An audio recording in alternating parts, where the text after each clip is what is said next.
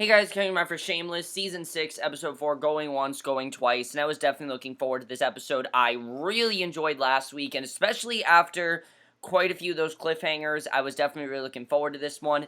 But I have to say, guys, I did think, while this episode had some very strong stuff, this episode, once again, had so much I didn't like, and unlike last week, I felt there were a little bit too many negatives to outweigh the positives, and there were some really great things here, especially towards the end, but there were definitely some things I was a bit disappointed by, and let me just get into this episode because I really did enjoy it overall.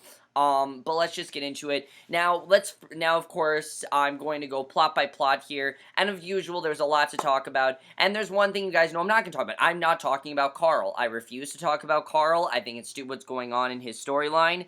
Nothing happened in this episode. It seemed like we took a complete 180 in this storyline. It's gone completely the wrong direction, and again, I'm not going to talk about it. It's not doing anything, and it's not going anywhere, and all it is doing is just dragging. Literally, every time Carl comes on, I lose focus. I can't stand it. I can't stand the storyline. It seemed like they were going in an interesting direction with having this girl who I still can't remember her name. Dominic is her name. Dominic, basically. Dominique, her name is, having her, be like the girl that's interested in English and things like that. That sounded really interesting. But then we see here that she is with another guy and that she clearly has attraction for him, and Carl wants to basically go after her. Now, Chuckie does return in this episode. Basically, Chuckie does return and Fiona does take him in. So that's really the only progression we got here. But other than that, nothing really. Let's get to the main stuff, because obviously the biggest stuff to talk about was this eviction notice. And it kind of just came out of nowhere, which I think was very realistically handled, because when you get an eviction notice, you don't usually expect it. It kind of just comes out of nowhere. And we're reminded in this episode that Patrick is the one responsible for the house. If you remember, Aunt Ginger was responsible, but of course she died and the house was passed on to Patrick. However, he just doesn't want to pay for it anymore for whatever reason, and Fiona obviously is freaking out. She doesn't really see it as a big deal. She thinks she just needs to talk to Patrick, figure out what's going on, try to convince him to figure this out, because again, she didn't expect this to happen. There's nothing that they've done wrong. It's just and again, they're not the ones that pay for the house. Patrick is, because they can't pay for the house. They don't have the money. And I think it really just shows how vulnerable the Gallaghers really are. And something I really loved about this plot is it's been a very long time where we've had a plot where the entire family has to come together to try to solve a problem. Very rarely nowadays that happens, and I was very happy that we saw that in this episode. We did get that last year with Ian's road trip when everyone was trying to save Ian and everything, but this felt a lot more like they were together. I mean, Lip was in the house trying to help them. Ian was there. Everyone was there. It was great. I loved it. So basically, even Carl was, it was just, I loved it. So Fiona discovers, thanks to Sean and the man who does the diner's banking, that she's eligible for a loan of up to $100,000, because while she doesn't have any credit, has never had a credit card, held a lease, or anything, she also doesn't have bad credit, so she's eligible for getting it. But first, she needs to raise $3,500 for a down payment, and she refuses Carl's money. By the way, guys, not much progression in the terms of her pregnancy, but I thought that was fine because we really need to focus more on this eviction, and I was surprised by how quickly this was all happening. It really came out of nowhere, but that's very realistic. This stuff just kind of happens. It's not something that just, like I said, something that just kind of happens. It's not something you can really control, and I think the show showed that very well here. So she refuses Carl's money because she doesn't want the state seizing the house should he ever get arrested for, whatever he's doing. And of course, she doesn't know that he's selling guns to everyone. She still doesn't know about that. And she ends up pawning Gus's grandmother's ring for $1,900, despite it having been appraised at $7,000, at $7 million, which I thought was a very smart thing for her to do, especially because the fact that we know that her and Gus are done pretty much. And Gus, I think, still does care for her, but since she won't budge, I think he's pretty much given up, and I think that's all confirmed that he's just not happy with her, and she clearly doesn't want anything to do with him, so she gets rid of the ring, which I do think is going to come to bite her in the ass, because if it is Gus's baby that she has right now, her and Gus are going to have to figure out what to do, because I'm pretty convinced that this is Gus's baby. I'm going to say that right now. I mean, if you just think about the times, it makes more sense. Her and Sean have only been together for a few months, and it takes you a little while longer to get pregnant. So it makes sense if Fiona, because we don't know how long she has been pregnant. We don't know. They never actually have revealed how long she's been pregnant, and I definitely feel that that will determine, is this Gus's baby or is it Sean's? And I'm pretty sure that it definitely has been longer that she's been pregnant, because we already know that that she's getting the symptoms of, when you really start to show and things like that. And Sean loans her the reminder, even if she doesn't win the house at auction, she says worst case scenario that she'll just move in with him. So Fiona insists that she was just joking, and she wasn't joking. She does actually legitimately want to move in with Sean.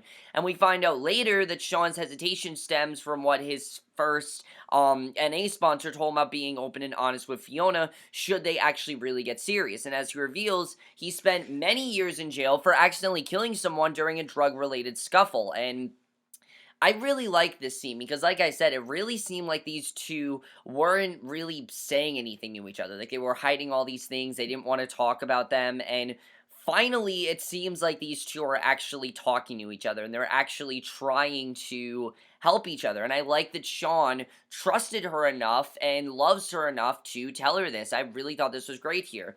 This was something that I've wanted all season. So Fiona asks if, anything else happened, and he says that heroin killed the guy. That's all that comes to mind, and she just says, okay. And clearly, she's being very solemn about it and kind of just making it not as a big deal, but it's something they're going to have to deal with. And again, it's really something that they're not making it seem like a big deal, but Fiona's going to have to deal with this at some point, especially if she's legit about moving in with Sean, which she is. Definitely, he's going to have to get clean at some point, because right now he's not. We know he's using, and that's obviously a problem. So, as much as they try to get $100,000, it doesn't work. They basically, the auction happens, and things you think are going to go well. What I love about this auction is that you don't really know what's going to happen here, if this is going to go well. You see Fiona, she wants this to go well. She's determined for them to get their house, but unfortunately, they can't go over 100,000. They just can't. Someone ends up buying it. This young couple buys it for 130,000, and I love the 130 million actually, and I love the way that this was played. They didn't make it like the Gallaghers were trying to fight, because Fiona knew they couldn't fight anymore. They kind of just had to face the fact that they were losing their house, and this is the house that they've grown up in for years now, and the fact that they're losing it is really crazy. And Fiona's obviously devastated. They don't know what to do. What they're going to do, I have no idea. But I really appreciate the show for trying to take a risk, because like I've said, I really didn't know where the focus of the season was going. And it really seems like the focus of the season is, can the Gallaghers still be together when they're broken? And to separate them even more is just very interesting. And I'm definitely interested in seeing what's going on here. We know that Lip is at school and things like that. But obviously, what happens to Debbie, what happens to Frank, what happens to Ian, we don't really know where they're going, because now they don't have a home. So what are they going to do? I am going to say this, I do think they're eventually going to get their house back. It just seems like you can't make them lose their house forever. I could definitely see them trying to fight to get their house back, but for right now at least, they don't have their house, and what are they going to do because of that? We'll have to see. I'm not really sure. I am definitely interested in seeing where this is going to go, because I'm very happy that they went the direction they did. I really thought that this was going to be something where they just kind of talked about it and it went away, but no, this actually had real, repercussions, and I really appreciate the show for doing that. So, right now, I don't know what they're going to do. They really seem like they're fucked right now. I mean, they are shit out of luck. They really are. I mean, they couldn't go over 100,000. Someone bought it for 130 million. Nothing they can do about that, and that's fair. I mean, they did not have the money, and I like that they didn't try to fight, because there really wasn't anything else to do, and I thought that was very well handled. So, I don't really know what's going to happen there, but let's get into everything else that happened this episode, because there were other things going on here. Some good, some bad. I'm going to touch upon the things that I really did like, but let's get to the one thing that I think really disappointed me was Ian. Look, Ian, I really love what they did with Ian last week. I thought it was a very good subplot with Ian and Lip. Just we haven't really focused on that relationship at all. Were so close, and we haven't really gotten to see it. We got to see it last week, which was awesome. And it really seemed like the direction we were going is that Ian and Lip were going to be in college together. But as we know, they just couldn't handle it because they've gone such different directions. They can't really be in the same place together. So as we know, Ian ended up in that accident, and it seemed like he was going to be really damaged and that firefighter was going to have to save him. I was expecting for something really big to happen there, but no, it just seems like we're trying to get Ian another guy. And am I okay with that? Yeah, I'm fine with the fact that this guy Jason is gay, but this whole thing with all these firefighters being gay is really weird, I have to say. I don't think that's realistic at all. I mean, gay firefighters, I've never really heard of that. I mean, I understand that they are firefighters, but why is every single one of them gay? That doesn't really make sense to me. And it seems to be something that's really normal. Like they're all gay. I found it feels very TV. It does not feel real. It feels very TV, and I don't really like that. Something I always loved with Ian is how genuine his storylines were and how emotionally affecting they were. And the way they're handling this, I don't like it. I really don't. I'm not saying that I don't want Ian with another guy. I've said before, I think Ian does need to move on. With Jason, but then we find out that Jason's married and Jason has children, and Caleb, though, we find out, however, appears to be perfectly single and perfectly handsome and kind, and I thought this was really good, though, the way they handled this, because you think that Ian's gonna get with Jason, he doesn't. This guy, Caleb, and him get a lot closer, and Ian really doesn't know what he's doing. He just says to him, oh, I guess I'm a janitor, and Caleb just laughs, and he says that he had that gig and it sucked, and I thought this was very sweet. If these two get together, I really do like that. I just wanted some more repercussions with Ian. It just seemed like, oh, he's out of it right away, and I was kind of upset about that. But I do like this direction that we're heading in of Ian possibly thinking of becoming a firefighter. That's really something different for him. I mean, we know that Ian, of course, was in the military. We know that he does have bipolar, and we know that last season he was struggling with it, and it seemed like he really hasn't found his direction yet. And him becoming a firefighter might be the way for him to go. He's always needed something, and having that, being a firefighter, I think is really going to help him with his bipolar because he will have a lot to deal with. It's a very focused job, and I really think this is the direction we're going in with Ian, where he's going to become this firefighter, and that is very different. I really applaud the show for doing that, and I was worried this was just going to be Ian getting another guy, and that's what this was going to be, but it really seems like, no, Ian really genuinely wants to become a firefighter, and I really like that. It's different. There's nobody else in the family that's going through something like that right now, and I love that. So if that's the direction we're going in, I'm all for it. Do that. That is awesome if they decide to do that. So Ian becoming a firefighter, like I said, I'm all for it. I think it's a great idea. Now, unfortunately, I was very disappointed in Debbie's storyline. I've really been loving what they do with Debbie. I know people have said, oh, Debbie's been acting very immature. But again, Debbie's convinced that she can handle this, and she told Fiona that this is what she wanted, and that this is what she wants to do with her life, and Fiona obviously is not going to stop her because she really can't. She's her sister, she can't really do anything about it. I don't like the way this is going, though. First of all, the fact that Debbie trusts Frank, I think, is stupid. Again, I understand the guy is trying to be the first family. This week, though, it seemed like he's just trying to put Debbie in more hell. It really seems like he is. It really seems like he's trying to ruin her life, and I don't know why Frank decides to do this, but this is why you don't, trust Frank. You just don't. And I don't know why Debbie would trust Frank, because it seemed like last week Frank was giving her all these suggestions and she was just like, whatever, Frank, I don't care, whatever. And, it didn't really seem like she wanted him to be involved. But this week, it seems like she's trusting him. She wants him to support her baby. And I understand that she'll take any support she can get right now. But this just felt very out of character. I mean, think of how many times Frank has screwed them over. He got them, he got them away from Fiona, for God's sake, in season 3. You guys remember that? He put them up for adoption. I mean, how can you forgive him for that? It just doesn't make sense to me. I don't understand why Debbie would trust Frank, because I really thought a lot of this was very stupid. Now, Let's first talk about the scene with Debbie. We see that she's at an ultrasound. She sees her baby and she is very happy to see this baby. And I do like the way that Debbie's looking at this. She's realizing that because of her raising this baby and the fact that no one's going to help her, she needs to get a job. She needs to get a job. She needs to be employed. And that is something that you need. When you have a child, you need to pay for it, obviously. And I like that she decided to get a job. It's just why Frank had to do what he did. First of all, that dying robot was so weird. And I understand that Frank is trying to open this like concierge cancer group. I understand that he wants to be there for these cancer patients, but that robot guy was weird. I don't know why. And they played it for laughs. That was my problem with it. They didn't try to make it like emotional. They played it for laughs, and I really didn't find it funny at all. I found it very strange, actually, and I'm just like, what the hell are you doing here?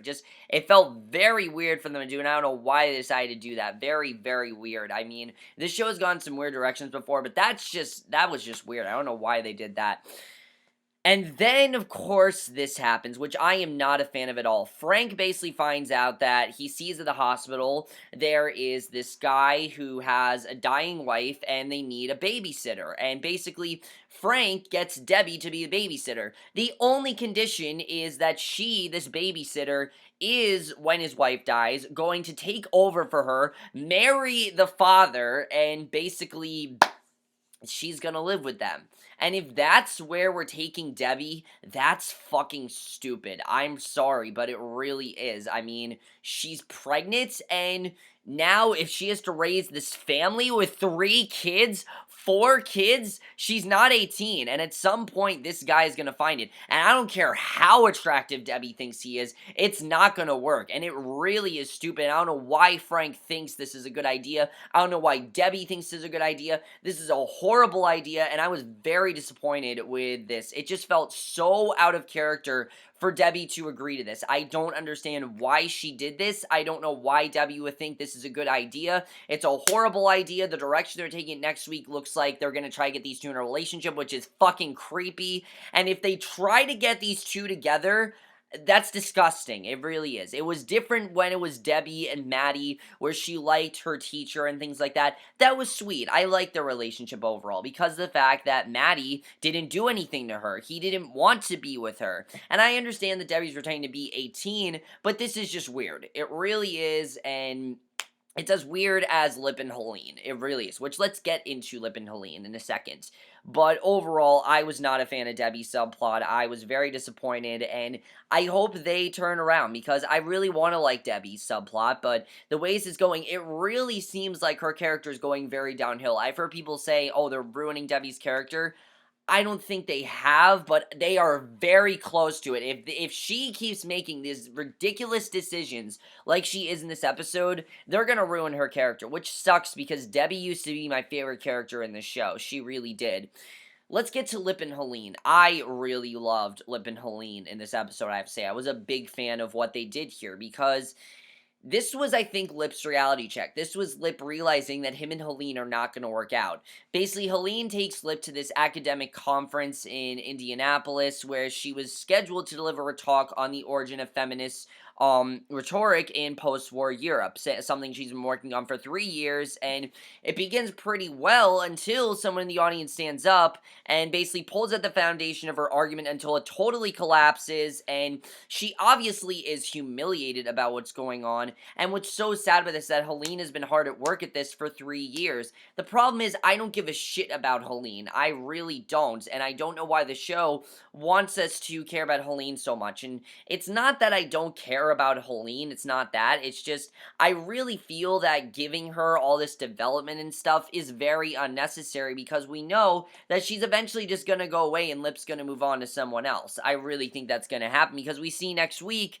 that something weird's going on with Helene. She doesn't want to see Lip, and basically, she obviously gets very drunk. This is something that Helene has been very hard at work on for 3 years, and It leads Lip to literally hold her hair as she's throwing up into this toilet, and Helene tells Lip that she was humiliated in front of her peers by a gay Gizolt, and she says it shouldn't make it worse that it was a guy, but it does, and she starts to get very reflective, calling herself a Mrs. Robinson cliche, and I love what she tells Lip here, because I think Helene really got this reality check here, and Lip did as well.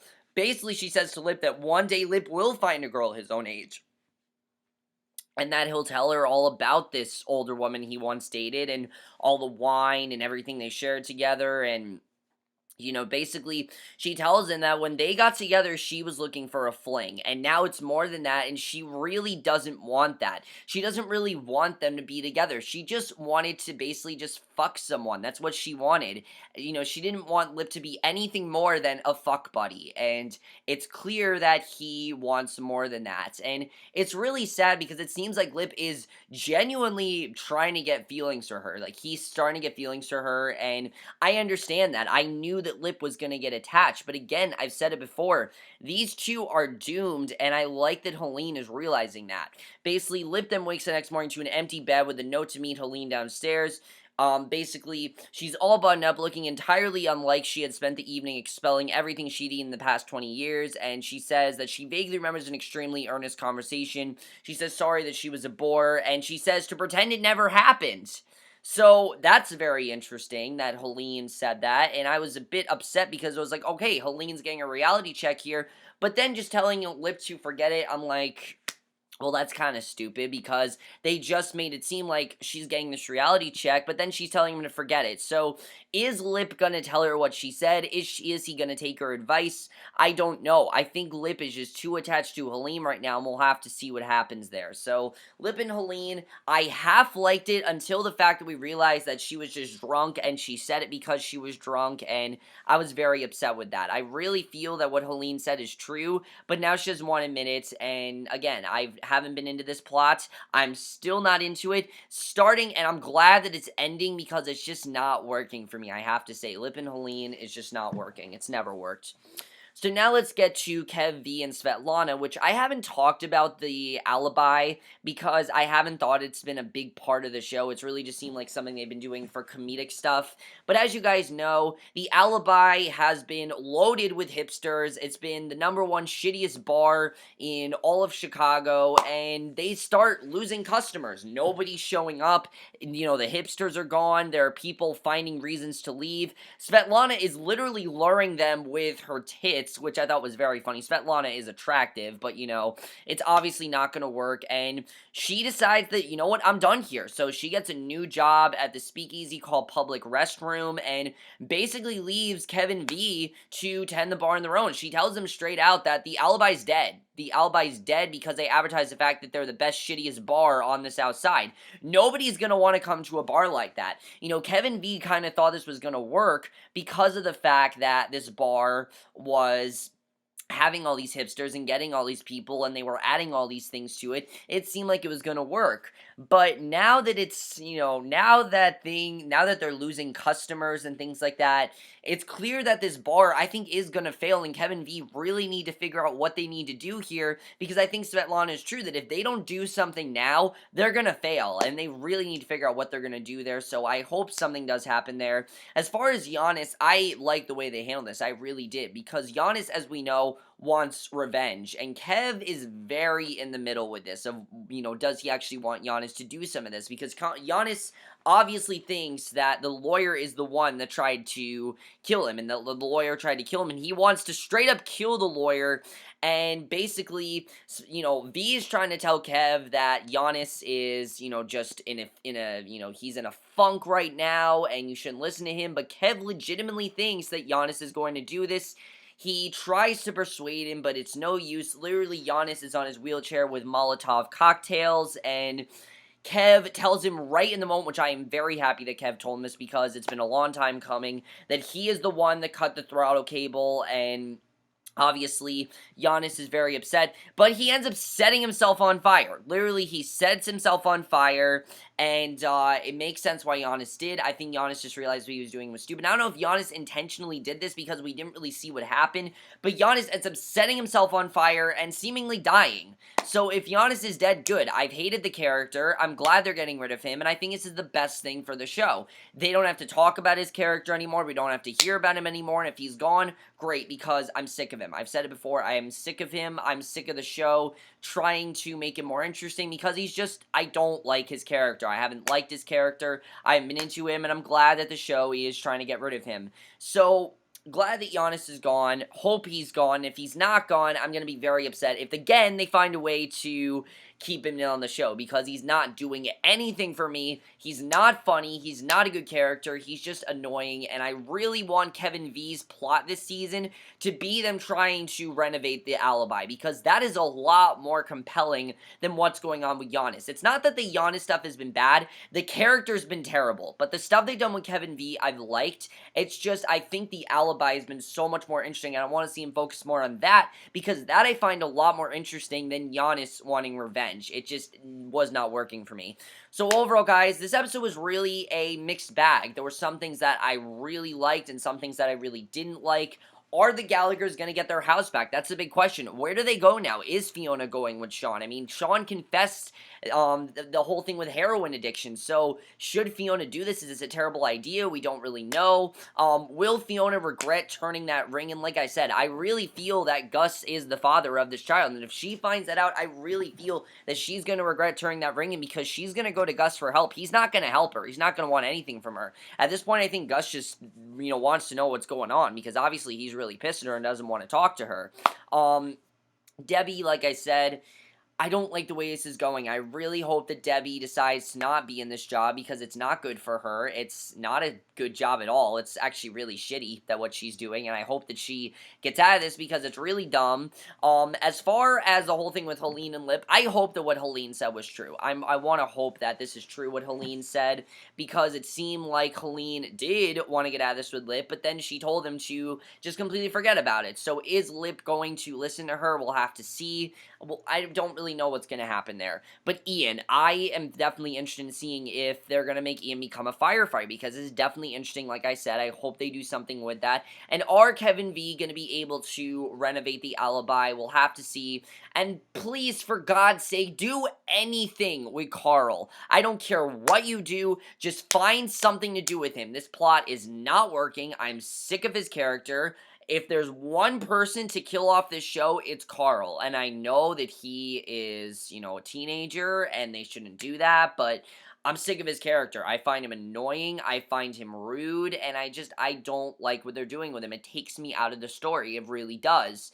So, overall, guys, let me know what you guys saw this episode. I thought this was a mixed bag for me. I really would have wanted them to focus more on the whole eviction stuff, because I don't really think they focused enough on that. I thought they focused way too much on other things, but let me know what you thought of this episode. I thought this was a pretty good episode by far. I didn't dislike this episode. There were just a lot of things I was disappointed by, especially regarding Debbie's arc. I really hope they're not ruining her character. And I will see you guys in my next video, which will be for Supergirl, and I will see you guys for that. So, okay, bye.